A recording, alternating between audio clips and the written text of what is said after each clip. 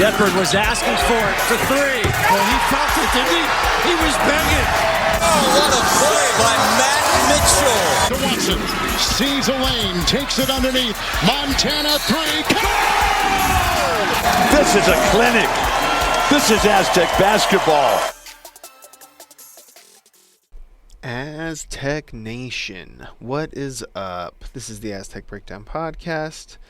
I'm your host. My name is Tron. The Aztecs are 2 games into the season, so it's still terribly early, but it's been a lot of fun for 2 games. The Aztecs came and just walloped all over Long Beach State, beat them 77-45. Kyle talked about that game in the last episode. And then on Sunday, the Aztecs beat Idaho State 73-57.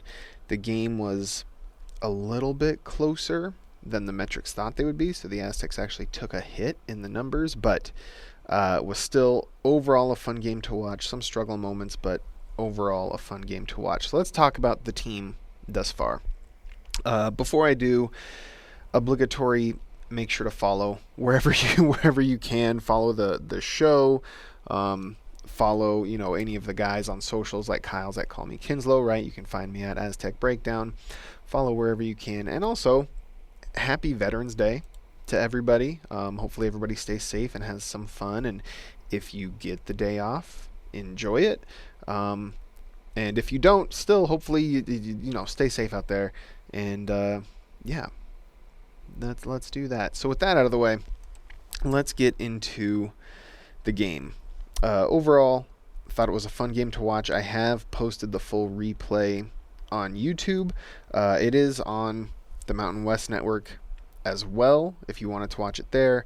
I guess the only advantage on YouTube, one, the playback controls are better if you're trying to rewind and fast forward and stuff. But the other thing is that I went through and I cut out all the commercials, so you don't have to see that Las Vegas hotel commercial every time, and you don't have to see that Mountain West commercial every time. I kind of like that Mountain West commercial. It goes a little hard, but you don't need to see it 20 times over the course of the game because I cut all that out. So you can, watch that if you are so inclined to see anything that I'm talking about. Go through and let me know your thoughts. If I say this play, this happened, and then you disagree, tell me what you think. Let's do it. But let's get into it here. We're 2 games in, and I mentioned this the last time I was recording. I mentioned how I was a little bit surprised that Latrell Davis was playing at the very end of the USD scrimmage when you would play the people that aren't going to be playing at all. And then it seemed to indicate that he probably wasn't going to play this year. And that has been borne out. And after the Long Beach State game, Dutcher came out and said the tentative plan is for Latrell Davis to redshirt, just because there's only so many minutes that can go around. And it is something that I point out every offseason when people are like, look, we're 11 or 12 deep. You have to choose just 10 and 10 at most. And a lot of teams just go 9 because it's too many minutes and it causes other issues, both off the court style issues like, our players getting enough minutes to be happy, which is something Coach Dutcher talks about in both of the post-game press conferences so far.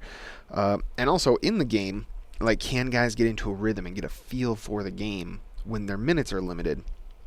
And so that's the reason Dutcher has given for Latrell Davis likely redshirting this year. Ziegler did mention, I didn't have this information the last time I potted, but Ziegler did mention that when Latrell Davis came, the understanding was if Bird left for the draft, there would be minutes for Latrell Davis. And if Bird came back, the plan would be for Latrell Davis to redshirt. And Latrell Davis was okay with that when he came. He understood and he was okay. And so given that information, it makes a little more sense. I do think that Latrell Davis is a good enough player that he could contribute and be a good player on this team. But then it comes down to that issue of, okay, who do you cut out at that point? Who isn't getting minutes? And that can be a tough conversation. The early returns might give some thoughts, but also it's been 2 games. We don't want to overreact to anything yet. So Latrell Davis seems to be redshirting. I would expect him to redshirt. I kind of don't love how Brian Dutcher is kind of, I don't want to say toying him along because it sounds like almost malicious, but stringing him along maybe is better. Just, Dutcher keeps telling Latrell, like, be ready to go in the game. If I don't like something I'm seeing, I'm going to play you. At a certain point, I think you just have to tell him, like, hey, you're going to redshirt this year. Still bring it every day in practice where, we'll be made better because of that. And then next year we'll see how the team looks and we'll see where you're at. And maybe you'll even start next year. We'll have to see who stays and who leaves. I think at a certain point soon, you just have to tell him, like, yes, we're redshirting you, or no, we're not redshirting you, basically. That way he doesn't have to deal with, am I going to play, am I not going to play? It'll just be easier if there's a firm 100% decision. I did, a month or two ago, I was on Aztec Mesa, the boards, and I did mention to somebody, like, I would be very surprised if he redshirts this year, because I think he's that good. And he's redshirting, so call me surprised. I don't remember who I was responding to, but congrats. you were right. I will take that L. It's a very minor L to take, but I will happily take it, I guess, because if Latrell Davis is redshirting, presumably that means everybody else is also really, really good. And we've seen some flashes of brilliance so far, which I think leads to another topic that I've seen people talking about, is there's a lot of people wondering if the freshmen are going to stay next year. And I think the main answer is, one, let's try not to worry about it as best as we can. Just because it can be a bummer. I know something that really brought me down last year was, like, anytime, Magoon, Guath, or really any player, but especially the young players like Guath, like Compton, like Degourville, anytime they would make a good play, I thought, like, this is great. And then it was like, oh, but they're going to be gone next year. And that was really sad. But you know what? They all came back. The only player who left was Nick Boyd, and he hadn't been here for, like, his career, I guess, basically, right? He didn't have the same connection with the space, and it sounded like he also was getting advice from people that were telling him to just take the money type thing, and that, I wonder if he looks back in a few years, if he would, own up to, like, what, I kind of wish I would have stayed at San Diego State. That wouldn't surprise me at all. But overall, like, I think, number one, let's try not to worry about it, because it's just more fun if you're not worried about, like, oh, yeah, Tay Simmons made a great play. Great, he's going to be gone next year. Also, though, if we're looking for optimism, I just said pretty much everybody stayed last year. There is something to be said, and I've been kind of harping on this for a while, about if you can get the players in when they're young and build a connection with them, it can help encourage them to stay. You still need money to pay them, right? Your connection might not be worth $1 million. Maybe in Goon's case it is, but it probably isn't going to be worth $1 million. But can it be worth something? Can it be worth 50,000? Can it be worth 100,000? Maybe. So if you get them in young, get them in early, you can kind of build up that relationship and show them the reasons why they should stay aside from the money. And then on top of that, the whole Blenders Eyewear, Chase Fisher donating $5 million over 5 years, that should help a lot too, on top of the Players Era Tournament and any other revenue funds that they have. I've kind of gone back and forth on how confident I am that players will stay, because when Miles Byrd and Elijah Saunders came in, I thought they would be more or less 4-year players.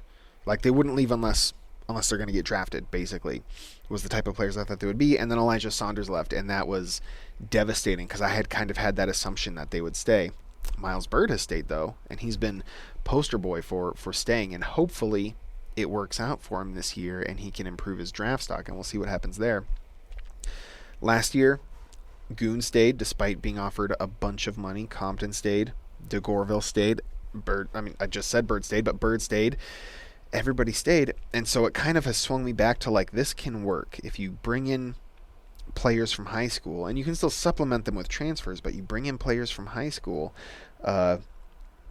they can form an attachment to the school and the team and the coaches, and that can help encourage them to stay even if somebody else is offering a little more money. Maybe not a lot more money, but a little more money.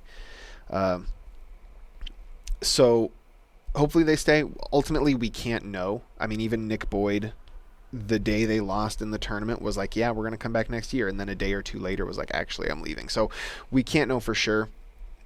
I think first off, try not to worry about it. But also, I feel pretty confident that most of these guys will be staying more often than not. And that's kind of a nice thought to have, I think.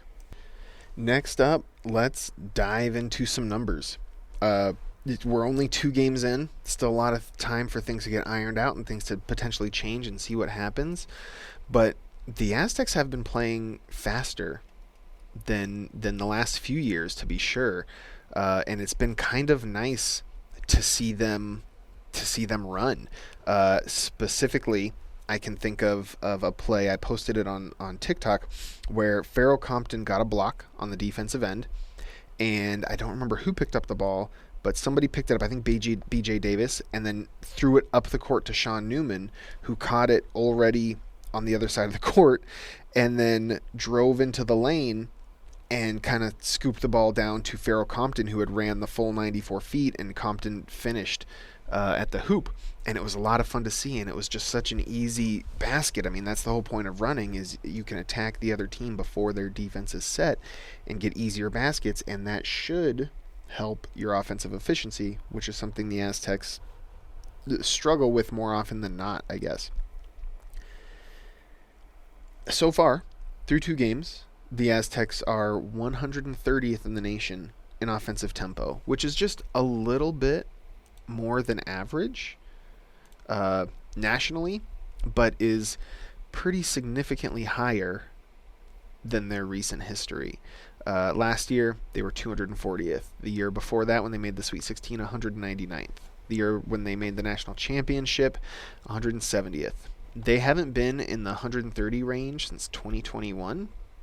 Matt Mitchell and Jordan Shackle senior year.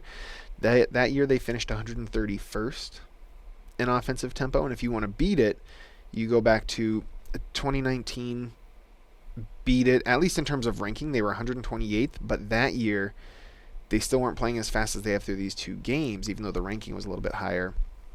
And then 2018, they were 64th, playing about the same pace that they're playing this year. So far, teams are playing way fast.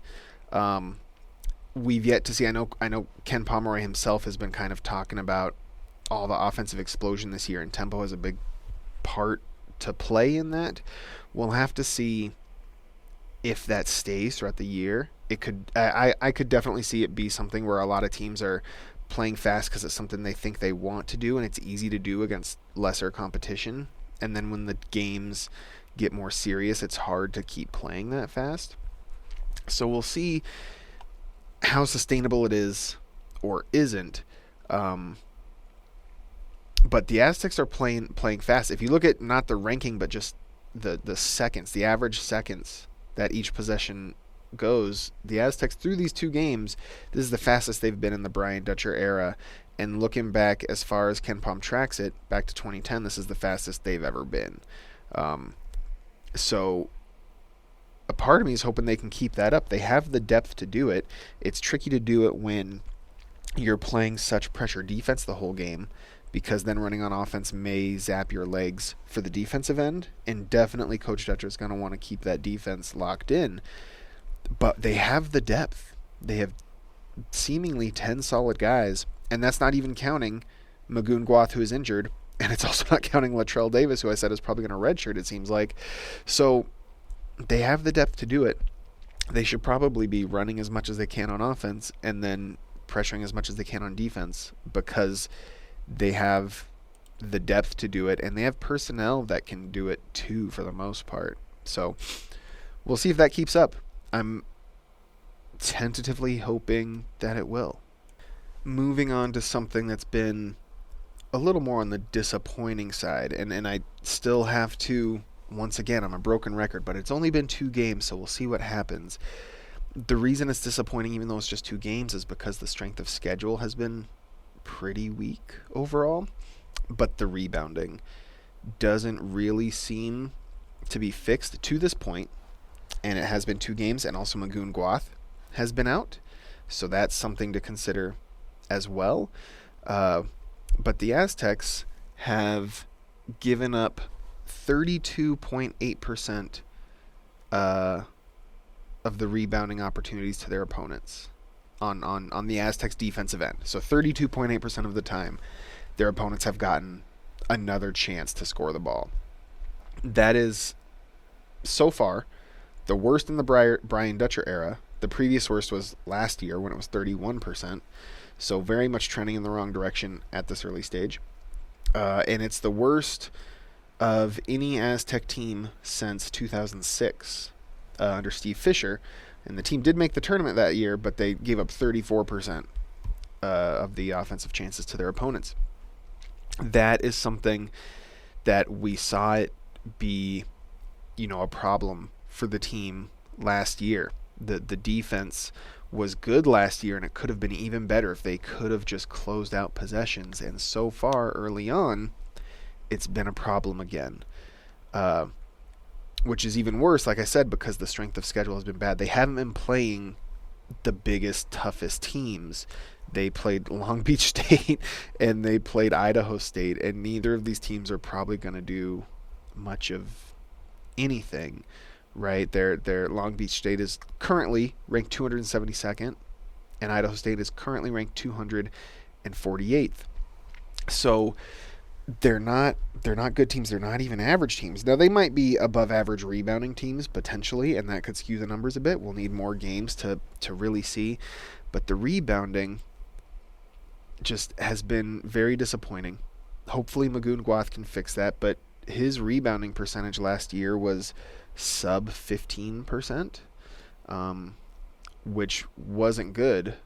For comparison, Miles Heide this year is up at around 24% defensive rebounding percentage. So Heide specifically has been killing it. In addition, Reese Dixon Waters and Miles Bird have both had kind of big games rebounding wise, but as a team, it hasn't been great. And I mean, Waters has only played 1 game so far. Miles Bird has played 2, and only one of them was a great rebounding game. So, I don't know how sustainable it is from either of those two. I have faith that Heide will be able to keep his number, maybe not all the way up at 24%, but above the 15% that the best players on the team were last year. So that's improvement in that regard. Farrell Compton is down at 4.6%. He needs to get that up. And his offensive rebounding has been great. That's all the way up at 16%. That is elite on that end. But he hasn't been getting many defensive boards. And nobody else has been, through 2 games, but just the guys haven't stepped up. Jeremiah Oden, I didn't expect him to get many rebounds. And he hasn't, right? That was one of the things that when I said I wasn't super stoked about the pickup of him, it's just that he doesn't do much of anything at an elite level. And rebounding is what you want from a 6'8", 6'9" big man, and he hasn't brought it. His scoring has been solid, but his rebounding hasn't been good. One thing I've been curious about from a scheme side, I wonder how much the scheme makes it harder for the Aztecs to rebound. And here's what I mean. When you go back and watch either of the first 2 games, they're both on YouTube. Go back and watch either one of them. When you see the center, whether it's Heide or Compton, in a pick and roll, their job is to go out and hedge the ball handler, which means they have to leave their guy and go out and kind of push the ball handler out until the guard, whoever it might be, Sean Newman, BJ Davis, Taj Degourville, whoever it is, can get over the screen and recover. And at that point, Heide or Compton turns around and runs back to guard their man again. At that point, though, because they left their guy has just rolled to the paint, and it's difficult for them to then get in between their player and the basket. So if a shot goes up, that offensive big man that Heide or Compton is supposed to be guarding is already in rebounding position, and Heidi or Compton have to fight to get the box out. They're getting boxed out themselves, right? Because they had to go out on that hedge. I wonder how much that affects it. And I would have to look more into it because like Houston runs the same defense, and they seem to do fine rebounding each year. We can even pull up their numbers really quick. They're 91st in the nation in terms of how many offensive rebounds they give up, down at 26%. So it should be possible, but I just wonder if something about the way the Aztecs do it just makes it harder for them to do it. Doesn't mean they can't do it. They should still be able to do it, and hopefully Goon helps out, because if they can do that, their defense is currently ranked 6th in the nation, the Aztecs, and it can be even better with the rebounding. Some of the high defensive ranking is because the Aztecs have forced so many turnovers, and I don't think that's going to be as sustainable.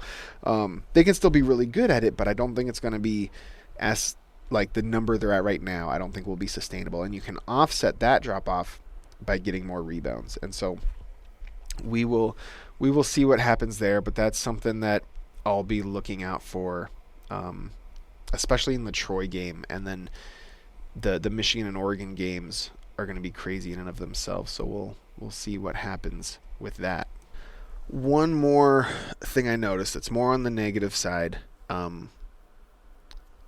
Taj Degourville. I was surprised. I saw multiple posts about people saying how impressed they were with Taj Degourville after the Idaho State game. And I, before seeing those posts, had been thinking like, Taj Degourville, I was disappointed. I didn't think he did much of anything. There didn't seem to be much positive contribution from Taj during the Idaho State game. A little bit more maybe during the Long Beach State game. Even that I didn't think was great, but it was okay maybe. But the Idaho State game, he seemed, invisible at best, if not detrimental. And so I went back and if I think I'm seeing something and other people are seeing something different, the first thing I'm going to do is go to the numbers. And the numbers on Taj are very bad. Very, very bad. Once again, only 2 games. Somebody's going to be driven crazy by how many times I've said that, and I apologize, but it is important for me to know, both for myself and for hopefully us as a community. But the numbers have been bad. His box plus minus is negative 13.2. That is... So, I mean, the next worst Aztec is negative 4.9, which is BJ Davis. BJ Davis I haven't been nearly as disappointed with, and that could, be evidence that we don't want to take everything from box plus minus necessarily. It's not the end-all be-all, especially after only 2 games, but it is a solid indicator. By comparison, Farrell Compton, who I think people have very much appreciated aside from getting too many fouls, Farrell Compton has been at 15.2, the box plus minus. Miles Bird, who didn't light up the scoreboard really in any game. The first game was solid. The Idaho State game, I think he only had 4 points, but 6 assists and 6 steals. Miles Bird, 13.6 BPM. LZ Harrington, who everybody's been loving, 10.4 BPM. And so to have Taj be negative 13.2, I mean, what BPM is saying is this is relative to an average player, how many points you account for on a per 100 possession basis. So through the first 2 games, based off of just the box score stats, it doesn't do some crazy stuff that some other statistics do, and obviously the box score only tracks certain things, so it is limited in certain ways.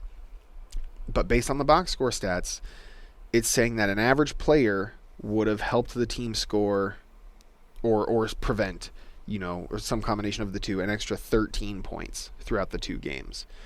That is as concerning as it can be through 2 games. Some other things, a 0.6 turnover to assist ratio, or assist to turnover ratio, sorry. So for every one turnover he commits, he's had basically half an assist. Not good. From your starting point guard, really, really not good. Also, 27% effective field goal percentage. That's terrible. That's god-awful. He's just not hitting shots, really. To his credit, he has been very good at getting to the free throw line and even converting on those chances. He's drawn 7.2 fouls per 40 minutes of play, according to KenPom. That's an estimate, but still very, very good number. That would be among the highest through Aztec history. Not the highest, but among the highest.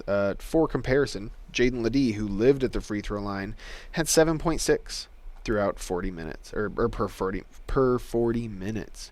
So it's really good. He's getting to the line a lot through these two games, and converting at a good rate too. But if he's not getting to the line, there's not much there. He's not creating for others. He's turning the ball over. He hasn't been rebounding the ball well.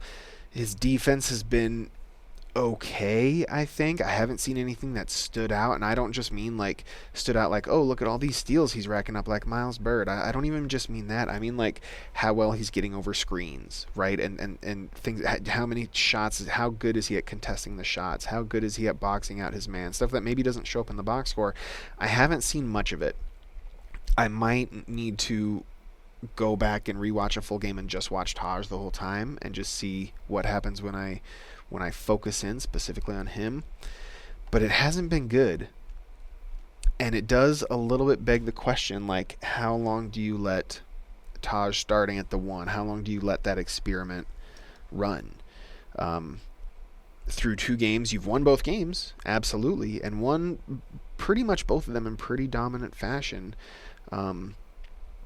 But I don't know that Taj has looked good. And I mean, other people said they really liked what they saw, and so if you're one of them, let me know. Let me know what you saw. Let me know what to look for when I go back and watch. Comment on the show. Find me on YouTube. Find me on TikTok. Any of these things. Let me know what you see, because I haven't seen it, and I'm at a point right now where I'm kind of like, if I think you let him start against Troy still. That's a week away. Just gives you a little bit more time. It's been a different starting lineup each of the first two games, so gives you a week of just continuing to practice with Magoon, and it'll be a third new starting lineup against Troy, presumably, and see how he does. And if it's another just not great game, I would seriously consider making a switch. And I don't think it would matter much if it was LZ Harrington or Sean Newman. I think I would wait until the Troy game was finished to decide that. I think they both have their own strengths and weaknesses. Sean Newman has yet to score a point for the Aztecs. He also has a 7-to-1 assist to turnover ratio, which is insane. And some of the passes he's made over these first two games, there was the one I brought up earlier where he passed it to Compton running down the lane, and I thought he was trying to kick it out to the corner, and Compton just kind of lucked into getting it. And no, it was designed. He somehow saw Compton behind him and made that little pass and got just an easy bucket there. So Newman has been solid, and I've been impressed with his defense too. Honestly, he's gotten a couple deflections. He's had a steal or two. There's been times where he's been out of position for sure, so it hasn't been perfect. There's been some good with the bad there. And then LZ gives you very similar size to Taj in terms of length, at the very least. Maybe not weight, but in terms of length, you keep a big lineup. LZ has also been very good at passing the ball. Cross-court passes where he's driving right and then throws the ball over the defense all the way to the left corner. That's a hard pass to make for so many reasons, but he has the size, the strength, and the vision to be able to make that pass because he's already done it.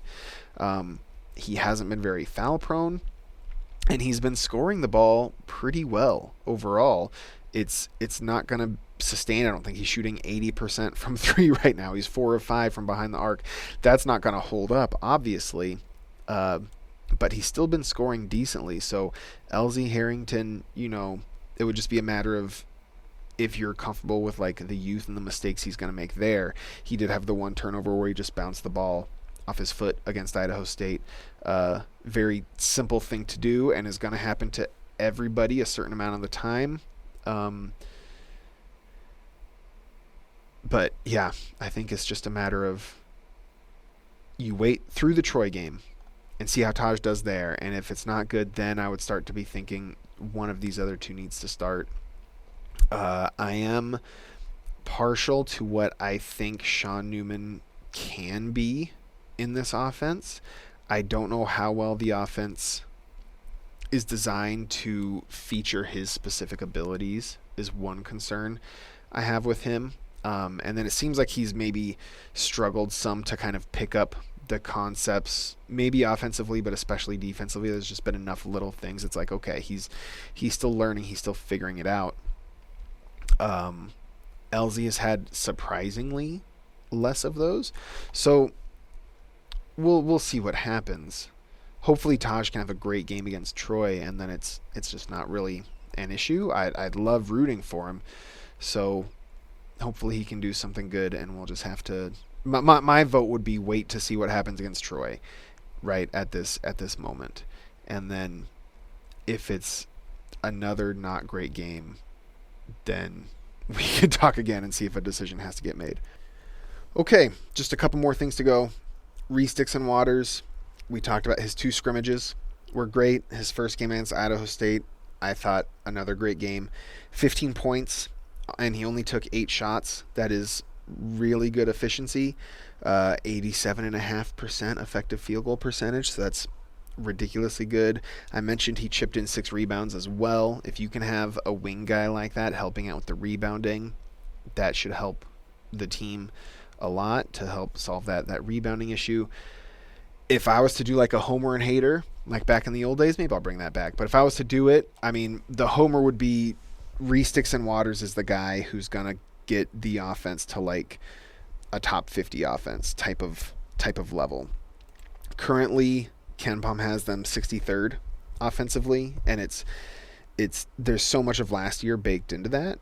And so as the season goes on, we'll see what direction it goes in. But Reese Dixon Waters is the guy, like when you need a score, he very much seems like the guy who you're going to call on to score the ball. Hopefully that can last throughout the season, because we've seen this before. We saw this in 2024. We saw Jaden Ledee being this crazy scoring threat, mostly inside the arc, but could also stretch it out, but mostly inside the arc.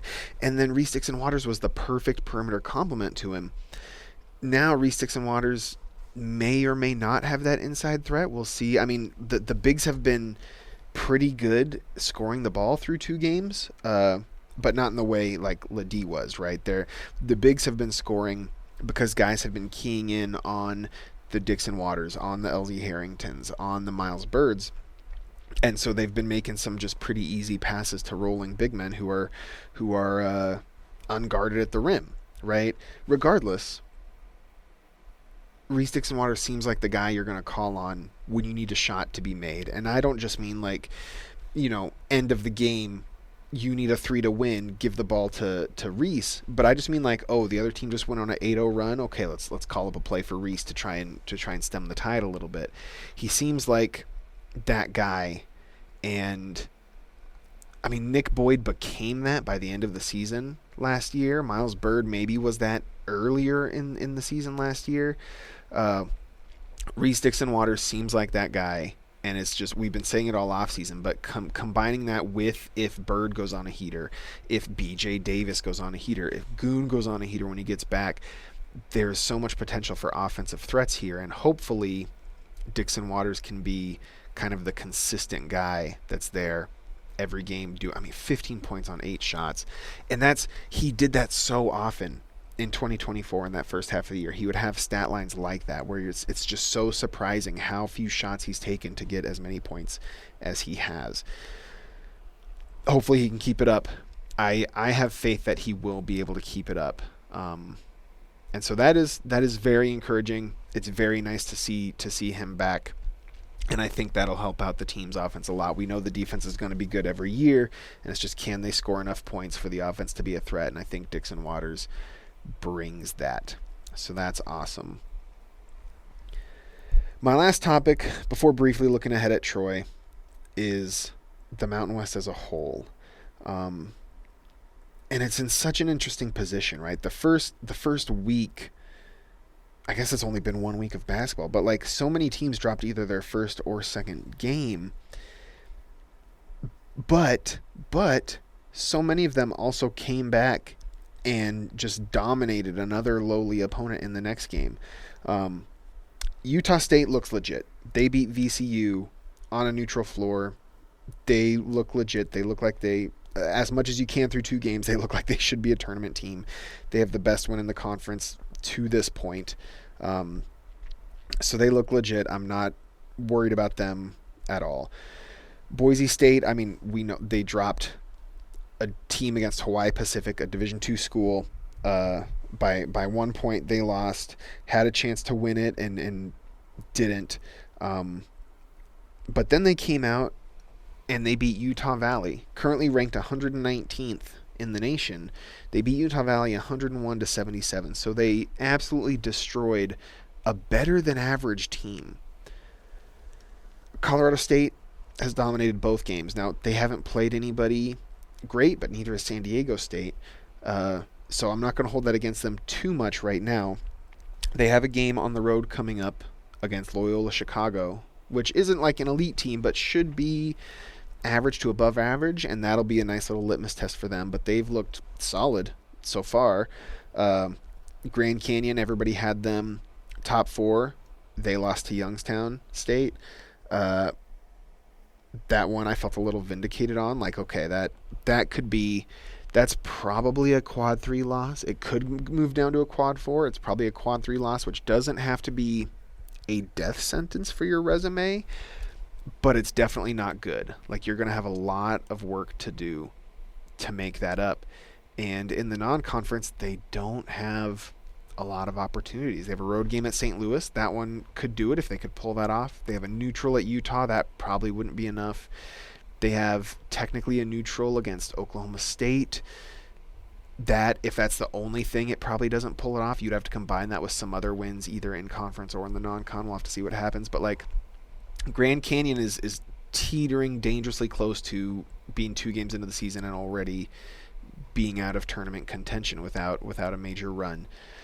UNLV lost to Tennessee Martin. That's another one that, like, you would need to, that's a quad 4 loss. You would need to do a lot to make it to the tournament. But they did then turn around and beat Chattanooga by 22. Or not 22, sorry, 32. They turned around and beat Chattanooga by 32. And Chattanooga's like an average team nationally in the metrics. And so you just dominated an average team, right? When you look at KenPom, let me put it this way. When you look at KenPom, even if you don't pay for it, you can look at, as I'm looking up the numbers right now, number 1 team is Kentucky. It says net rating plus 29.32. So what that's saying is Kentucky is expected to beat an average team by 29 points. That might be over 100 possessions. I am losing my brain right now. Why do I not know what this means? That might be, I think that's over 100 possessions. They would beat an average team by 29 points. In less than 100 possessions, UNLV beat an average team by 32 points, right? And so, I mean, we obviously 1 game sample size, but like, that's kind of what that's saying, right? Is that for that 1 game, UNLV was at that level.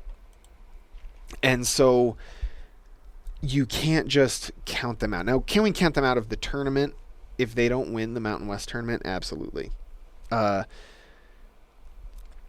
But we can't necessarily count them out of winning the Mountain West tournament just yet. Now, I don't think UNLV is going to be able to win the Mountain West tournament. Everybody every year seems to think this is going to be their year, and it never is. But they're usually solid.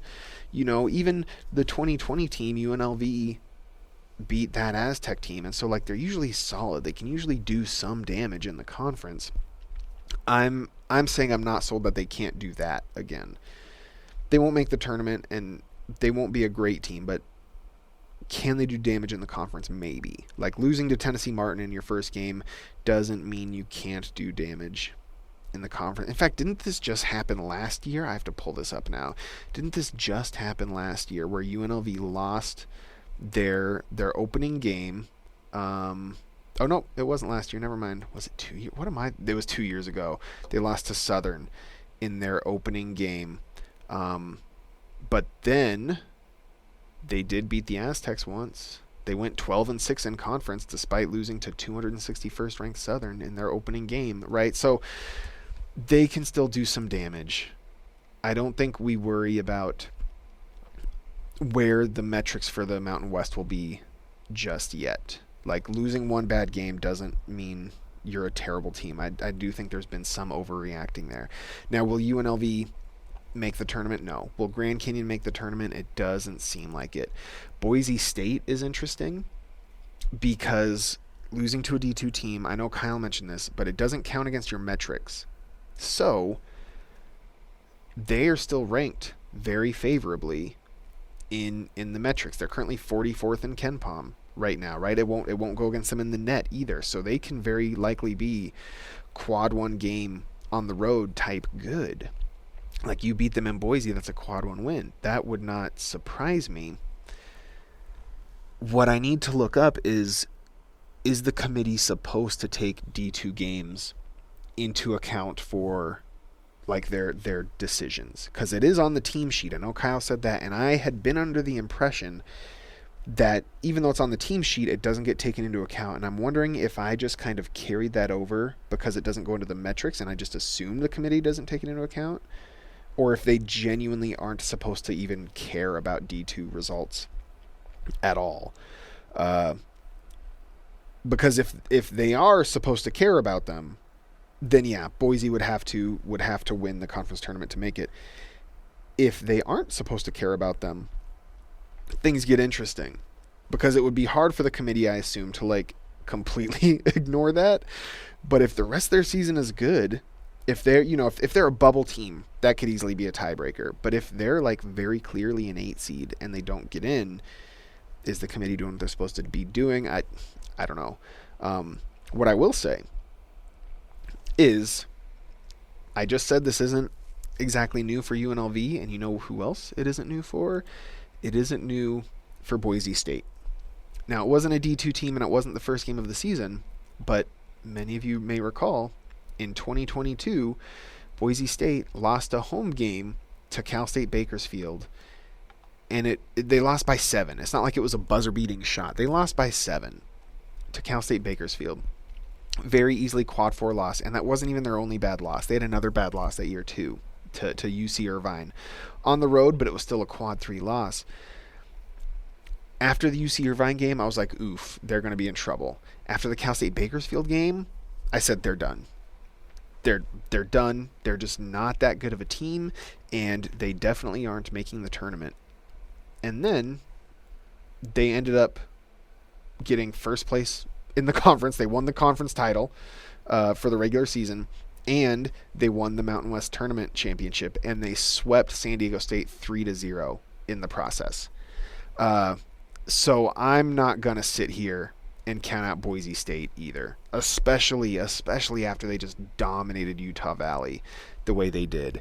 They can't be counted out. Now, maybe, aside from winning the tournament, they can be counted out of making the big dance. Maybe. I don't know what the committee's rules are on that, but they can't be counted out as like, oh, they're just a bad team, because they just beat an above average team by a lot. So let's just take the season as it comes. We don't need to go crazy every time another team loses. Not that people are going crazy. Like I have that inclination too. Like, Boise just lost to Hawaii Pacific. They're done. They're cooked. But like, in reality, they're not. And so let's just take it as it comes. Last thing, let's look at the Troy game real quick. Troy is going to be the best team the Aztecs have played, according to the metrics so far. For whatever value you want to give, metrics this early in the season before things are figured out.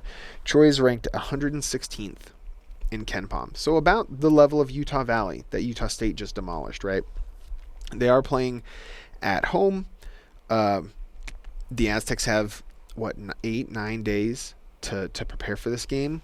That's a little tricky because they're going to have time to kind of have some rust build up. Coach Dutcher has talked before about how he tries not to have more than 3 or 4 days in between games because then you come out slower and things can happen. And this is 8 days or something. So that's a little scary.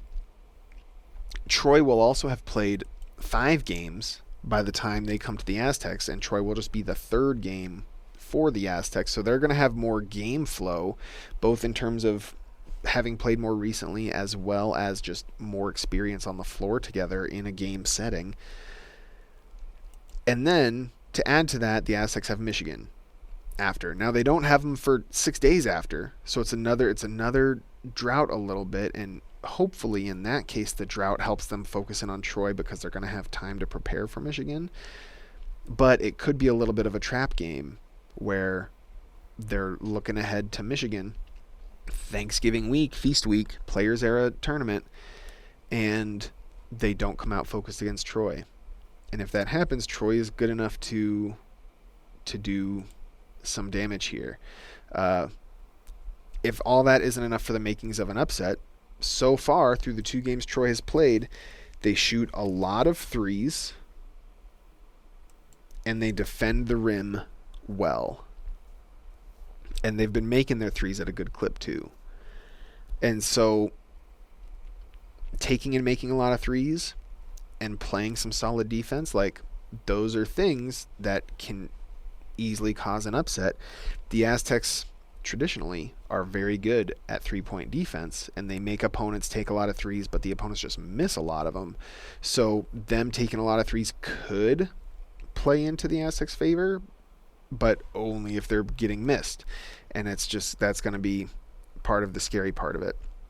So trap game inbound. Hopefully the Aztecs can stay focused and they can put on another dominating show, especially with Magoon Guath hopefully being back. He's been cleared for full contact at practice, but he wasn't cleared to play against Idaho State. Dutcher was told he can't play at all against Idaho State. So hopefully by Troy, he's cleared to go, and that way he can knock off a little bit of rust before playing Michigan and just the behemoths they have on that team. And hopefully the Tex can get a dub. Dub against Troy. Aztec Nation. I think that does it for this one. As always, rate, review the show. And like I said, leave me comments. Find me wherever you're listening. You can leave a comment. YouTube, TikTok, Blue Sky, a bunch of different places. And let me know what you think. Go Aztecs. On the floor, it's Butler with 2 seconds. He's got to put it up, and he wins it. He wins it with the jumper. Mitchell's feeling it. Now he's feeling it even more. What it do, Matt Mitchell? Shackle with Flynn for the win. It's good! Oh, Malachi Flynn! On the rim. 2 to go. Butler has to put it up for the win. Butler sinks it at the buzzer. And a steal. Darion Trammell will coast in for the layup. Franklin with 2 seconds forces the shot. It's good. The Aztecs advance. They've won it on the shot by the player of the year. Miller, he put it behind his back. It's taken away by Butler. Lob it up. Oh, down. Big finish. Keyshawn Johnson. Now we have tasted it. We're coming back. We're coming back.